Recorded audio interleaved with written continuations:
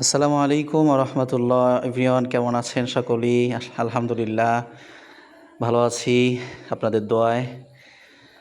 বরাবরের মতো আজকে শুক্রবার একটু বের হলাম বাইকটা নিয়ে, দুই বন্ধু মিলে, দুই কলিগ মিলে। গন্তব্য রাজবাড়ী গোদার বাজার।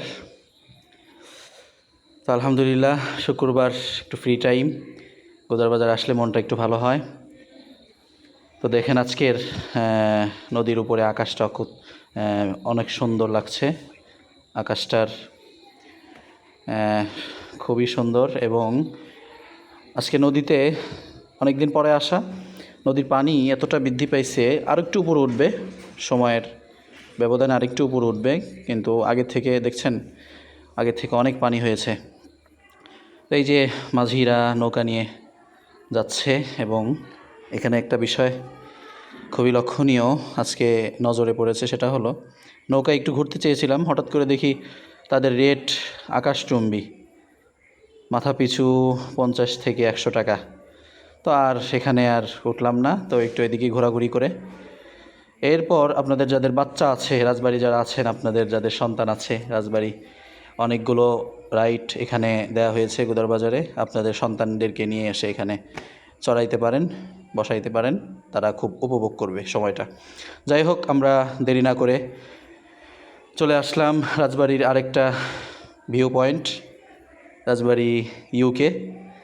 সেখানে আমরা মাঝে মধ্যে আসা হয়, তবে এই আশাটা অনেক দিন পরে হলো। যাই হোক, আমরা আসলাম রাজবাড়ি এই ইউকে। এই জায়গাটা অনেকেই মিনি কক্সবাজার হিসাবে চেনে। তার কারণ হচ্ছে এখানে আসলে কক্সবাজার কুয়াকাটার মতো পানির সাথে, নদীর পানির সাথে হাঁটা যায়। তো পানিটা একেবারে গ্রামের ভাষায় বলে ডাঙ্গায় উঠে যায়, ডাঙ্গায়। তো যাই হোক, এই দেখেন পানিটা খুবই কিনারে চলে আসছে। তো সময়টা খুবই উপভোগ করলাম। আজকের ওয়েদারটা খুব ভালো ছিল, টাইমটা খুব ভালো ছিল। এই দেখেন আমার কলিগ খুবই উপভোগ করছে সময়টা, আমিও আছি এখানে, আমিও সময়টা খুবই উপভোগ করলাম আলহামদুলিল্লাহ। আসলে বাংলাদেশটা নদীমাতৃক একটি দেশ।